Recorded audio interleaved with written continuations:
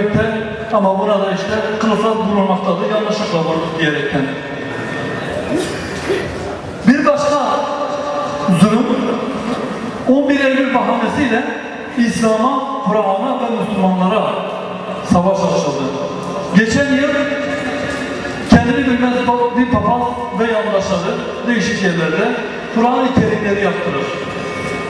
Kur'an-ı Kerimlere hakaret ettiler ve bunun üzerine Diyarbakır'da büyük bir kitlesel etkinlik yapıldı ve o gün orada 11 Eylül'ün aynı zamanda Kur'an'a sahip çıkma günü olduğunu ilan ettik. Ve bugün aynı zamanda Kur'an'a sahip çıkma günüdür. Ve ne de bir zulüm olursa, Kur'an'a, İslam'a, mukaddesata bir saldırı olursa, bu Kur'an Nesil platformuyla birlikte biz bu zulme karşı çıkacağız ve tepkimizi dile getireceğiz. Bunun böyle bilinmesinde fayda vardır. Herkes bunu böyle bilmeli. Şimdi malumunuz sıkça sorulan bir soru var bize. Derneğimizin kapatılma davası ne oldu? Maalesef filan hikayesine döndü. Yani ne kapatıyorlar ne davayı sonuçlandırıyorlar. Böylece askıda bekletiyorlar. Yani modern devriyle demokrasi kılıcı gibi kendilerince bizi bir şantaj aracı olarak bizim üzerimizde kullanmak istiyorlar bu davayı. Biz de geçen yıl açıkça dile getirdik. Derneğimizi kapatsanız da kapatmasanız da biz buyuz. Biz hizmetlerimize devam edeceğiz. Hizmetlerimizi televizyonda izledik yapıyoruz. Ve açık bir şekilde defaatle dile getirdik. Biz bu halka hizmet için varız. Biz bu halkın mazlumiyetini gidermek için varız. Bu toplumun ıslahlı faydası için varız. Dolayısıyla hiç kimse bizden bu hizmetlerimizi aksatmamızı, bu faaliyetlerimizi bırakmamızı istemesin ve beklemesin. Bunun için bir değil, onlarca derneğimizi kapatsalar yine beyhudedir, yine boştur. Yine bu dernek kapatma durumunun dışında bizimle birlikte ortak hareket edilir. Bazı sivil toplum kuruluşlarına yönelik de baskılar ve zulümler devam ediyor. Birkaç yıl önce Ehyader'e yönelik bir komplo kuruldu. Suç unsuru bulamayınca, herhangi bir yasak faaliyet bulamayınca komplo ile bu derneğimize yönelik, buradaki kardeşlerimize yönelik bir cezalandırma operasyonu yapıldı. Ve orada yer alan hepsinin, yani velakin bir sefer dahi etkinliğine gitmiş olsun veyahut da orada ismi geçsin komisyonlarda hepsini örgüt üyesi diye cezalandırdılar. Biz bu zulme yönelik, bu hakka yönelik tepkimizi dile getirdik. Fakat gelin görün ki yine aynı ki artık Malatya Ağır Ceza Mahkemesi diyemeyeceğiz. Malatya İstiklal Mahkemesi tarafından aynı zulüm devam ediyor. Bunun müsebbibi kimdir? Ona baktığımızda oradaki yargıçların tek başına yapacağı iş değildir. Bu konunun, yargının, siyasetçilerin, yüksek yargının belki de ortak çalışması sonucu oluşan bir konsepttir. Bizim faaliyetlerimizi engellemek, bizi çalışmamızı engellemek ve böylece toplumla, halkımız ile aramıza girmek. Ki bundan önce de farklı yöntemler denemişlerdi, onu da dile getireceğiz. Ne zaman ki Yargıtay zalimane olan Malatya İstiklal Mahkemesi'nin kararını onadı, o kardeşlerimize yüksek ücretli gibi bir cezayı reva gördü. Resmi dernek faaliyetlerinden dolayı, yasal izinli faaliyetlerden dolayı bu cezayı verdi. Çünkü komplo belgesini ispatlayamadılar. Kurtulların komployla ilişkin CD ve benzerlerinin parmak izi incelemesi istedik. Bunu yapmadılar, yapamadılar. Niye? Çünkü kendileri bıraktığı için çok iyi biliyorlar ki hiçbirinin parmak izi yoktur. Hiçbir bilgisayara o CD girmemişti. Onu da tespit yapmadılar. Çünkü kendilerinin yaptırıydı ve böylece kolluk yargı kumpası içerisinde bu yapıldı.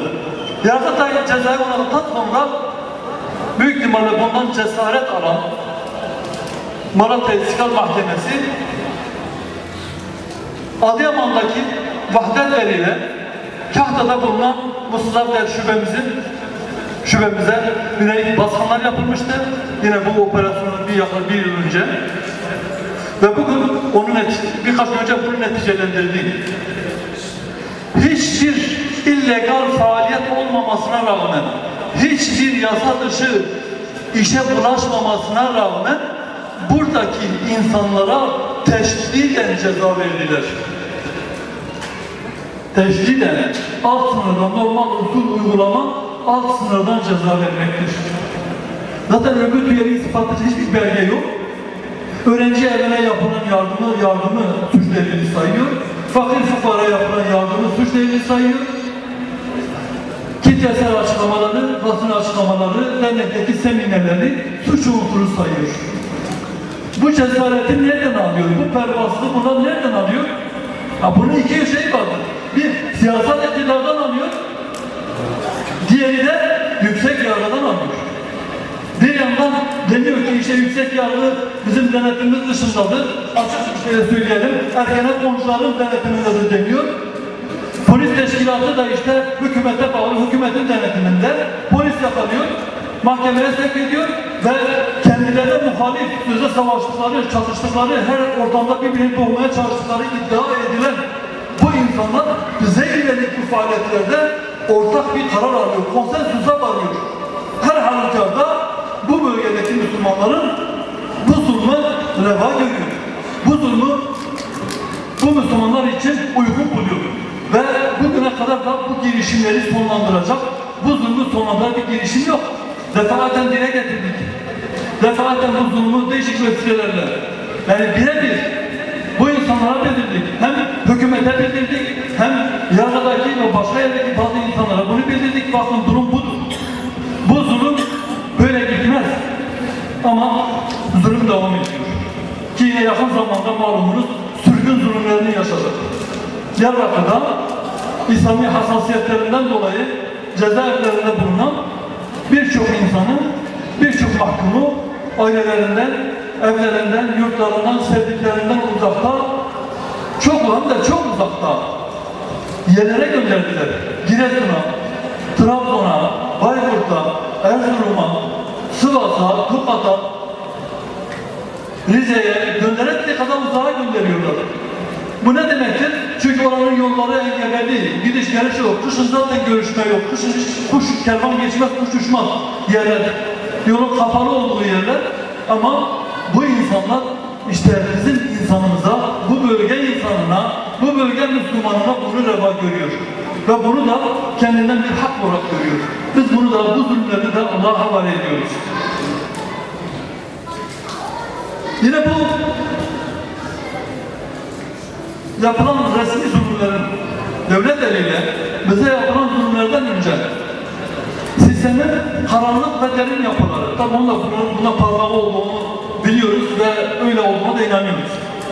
Ondan önce bu resmi, legal, işte dernek basmalar, dernek kapatmalar, dernek üyeleri, örgüt üyesi diye cezaevine tıkmalar, mağdur etmeler, operasyonlar, bazı takribatlar, engellemeler, resmi izinli faaliyetlere, kutluduğum gibi etkinliklerimize belli bazı şehirlerde ve yerlerde izin vermemeler, son birkaç yıl kala iptal etmeler, şu an yine yakın zamanda tesettür semineriyle ilgili İzmir'deki etkinliğini iptali ve bilinçli olarak her şeyde bir taklot koyma, engel oluşturma durumu var. İşte bunlardan önce de bu karanlık ve derin yapılar toplumun huzurunu, menfaatini, özellikle Müslümanların İslami gelişmeyi istemeyen, Müslümanların bilinçlenmesini, şuurlanmasını istemeyen bu kesimler PKK'lileri, BDP'lileri üzerinde saldırdılar. 2006'dan bu yana. Ve bu insanlar defaten uyarmamıza rağmen bunu devam ettiler. Sağduyulu bütün açıklamalarımıza rağmen yine saldırıya devam etti. Ve buna rağmen bu insanlar yani sözünde geldiği vakit işte bu bir provokasyondur, işte biz sahip çıkamıyoruz, bahanelerin arkasına sığınmaktadır. Bu bahaneler bizim için geçersizdir. Kitlene sahip çıkamıyorsan etkinlik yapmayacaksın. Kitlene sahip çıkamıyorsan o zaman kapat derneğini, yapını, partini vesaire neyse kapat, bu işi bırak. Kitleye sahip çıkamayan, kendi toplumuna sahip çıkamayan bir yapıdan kimseye hayır gelmez. Bu böyle bilinmelidir. Geriye bilinçli bunun yapılması kalıyor. Kanaatimizce bir kısmı bilinçlidir ve derin yapılarla ortak kotarılmış bir plandır. Bizi çatışma ortamına çekmek, hayırlı hizmetlerimizi engellemek, dernek faaliyetlerimizi sabote etmek, çalışamaz hale getirmek. Bu bilinçli yapılıyor. Ki bunun son örneği de Yüksekova'da Öbeydullah Turna kardeşimizin şehit edilmesidir. Açık bir şekilde kimin şehit ettiği, katlettiği ortada olmasına rağmen yine devlet o kesim tarafından bizimle ilgisi yok, içimizdeki ajanlar polisler yapmış diye bir bahane arkasına sığınıyorlar. O da ortaya çıkar. Ve bütün bu saldırılar, gerek bize kurulan komplolar, gerekse de PKK, BDP çevrelerinin derneklerimize yönelik saldırıları sonucu bugüne kadar baktığımızda ciddi manada bu sabotajları, bu saldırı ortaya çıkaracak bir operasyon yapılmamıştır. Güvenlik güçleri hiçbir şekilde bunu ortaya çıkarmak için bir çaba içerisine girmemiş. Hatta Adana'da Şurader saldırısında oradaki kardeşlerimizin saldırganlardan yakalayıp polise teslim ettikleri var. Ve bu insanlar tutuklandı. O baskı üzerine, o anki o tepki üzerine, ortamın gerginlik üzerine tutuklandı. İlk kezine tahliye edildi insanlar. Serbest bırakıldı. Birkaç ay sonra da hepsi beraat ettiler. Neymiş? Derneğe saldırdıkları sabit değilmiş. Örgüt üyesi oldukları sabit değilmiş. Ne yapmış? Sadece orada geçerken gösteriye katılmış ve PKK'lerine slogan atmış. Örgüt propagandası yapmaktan ceza verildi. Bir yıldan uçura kalır. Ve bu insan serbest bırakıldı. Şimdi buraya baktığımızda o zaman yani kimin eli kimin cebinde, kim ne yapıyor, kim kimin eşliği içerisinde, kim neyi amaçlıyor? Bunun için ona sorgulanması lazım. Bunun üzerine gitmeyi de sorgulamak lazım. Gitme yetkisi olan, gidebilecek olan, iktidar da bunu yapmıyorsa, bunu sorgulamıyorsa söylememize rağmen demek ki bir yerlerde, bir yere kadar bunların da sessiz kalmaları, gönüllü ya da gönülsüz bize yapılan baskıları istedikleri ve bizi susturmak istedikleri, bizi çalışmalarımızı istemedikleri manasına gelmekte. Yine aynı şekilde PKK saldırılarından sonra bu derneklerimize yönelik polis baskınları oldu. Adana Şurader'in başkanı tutuklandı. Adana Mustafader'in başkanı tutuklandı. Adana Uludağ'ın başkanı tutuklandı ve üyeleri tutuklandı. Adana'daki mahkemeler ki öyle görünüyor, PKK'lilerin, BDP'lilerin derneklerimize saldırmasını oradaki üyelerimizin, kardeşlerimizin örgüt üyesi olduğuna delil kabul ettiler. Demek ki siz örgüt üyesisiniz ki sizin Hizbullah'la bağlantınız var ki bu PKK'liler size saldırıyor. O zaman hadi size ceza. Çünkü suç yok. Resmi çalışmaları, legal çalışmaları sıralıyor. Ondan sonra da cezayı basıyor. İşte böyle bir durumla karşı karşıyayız. Böyle bir haklılıkla karşı karşıyayız. Buna rağmen biz yılmayacağız, yılmıyoruz ve mücadelemize devam ediyoruz. Yine haklarında dava açılanlardan yaklaşık 100 kişi dernek faaliyetlerinden dolayı cezalandırılmıştır. Örgüt üyeliğiyle cezalandırılmıştır. İşte en son bu Adıyaman'daki Vahdetler ve Kahraman Mustafader üyelerine yaptıkları da artık kendilerince normal 5 yıllık örgüt üyeliği bunlar için yetersizdir. Bunlar caymıyorlar. O zaman ne yapalım? Bunları azılı bir teröristmiş gibi, çok tehlikeli işler yapmış gibi teşhiden verelim. Üst sınırdan verelim. Sanki böyle bir yerlere bomba atmış, bir yerleri şehre tahrip etmiş, vatandaşın huzurunu kaçırmış, hizmet etmemiş, hizmetleri engellemiş ve bunu da sürekli itaat haline getirmiş. İtaat haline getirdiğimiz bir şey var. Halkımıza hizmet, topluma hizmet, İslam'a, Kur'an'a hizmet. Bu bizim itaat haline getirdiğimiz bir şeydir. Her halükarda ve her zamanda da bunu yapacağız.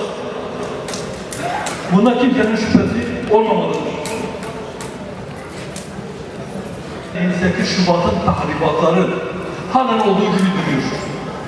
kısmi iyileştirmeler varsa da bu bazı amirlerin idare etmesiyle oluşan iyileştirmeler, yasal düzeyde, anayasal düzeyde herhangi bir iyileştirme bugüne kadar yapılmadı ve bu zulüm halen devam ediyor.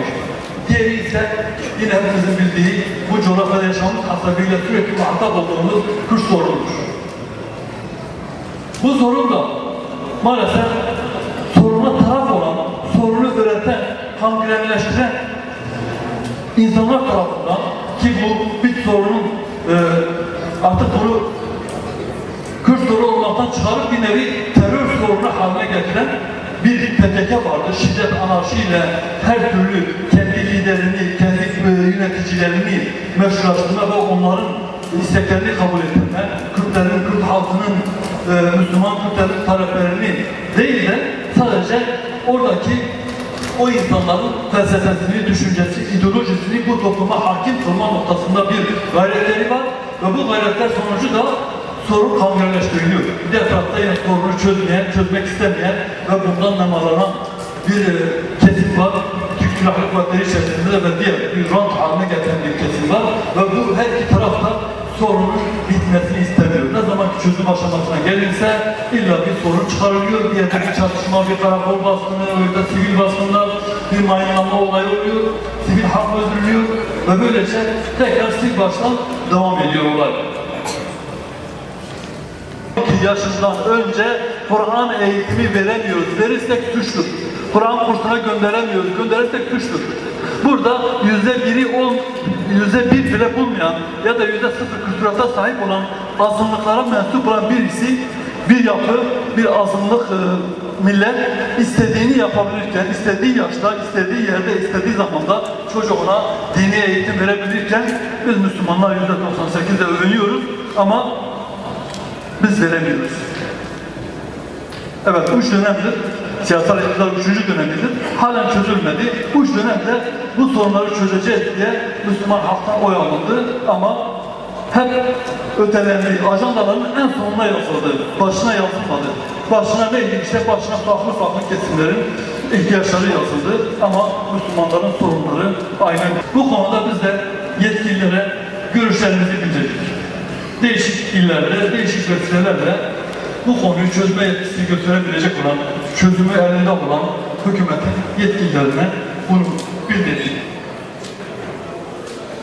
Yine gündemde olan bir diğer konular NATO füze kalkanı ve İsrail'le meseleler var. Yani biz bunu belirttik açık bir şekilde. Biz İsrail'le ambargoya yönelik her türlü yaptırıma evet diyoruz. Hatta İsrail'i biz tanımıyoruz. Onu terör devleti olarak, işgal devleti olarak, korsan bir devlet olarak biliyoruz. Ve öyle de biliyoruz.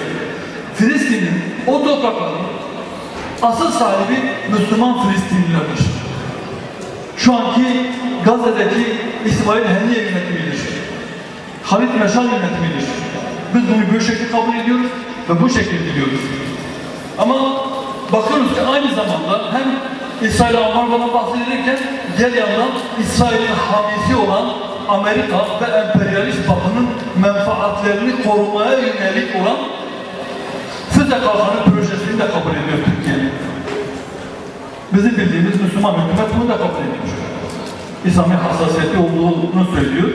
Ama Müslüman ülkelerle, İslam ülkeleriyle çatışmayı dayatan, onlarla bizim çatışmamızın sebeplerini oluşturacak olan bir proje, bu proje evet diyor. Daha önce söyledik, bu kimin için? Bu güvenlik kalkanı kimin için ve kime karşı?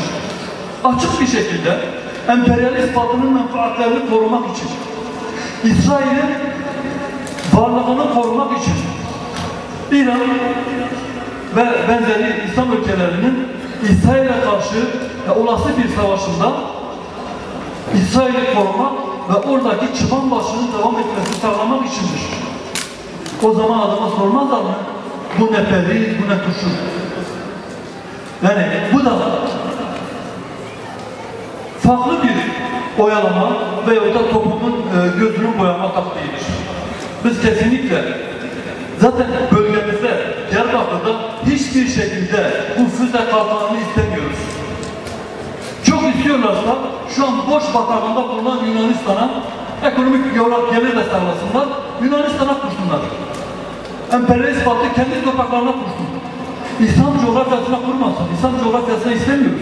Hem ABD'nin şu ana kadarki bütün işgallerini de sonlandırmasını istiyoruz. Irak'tan, Afganistan'dan çıkmasını istiyoruz.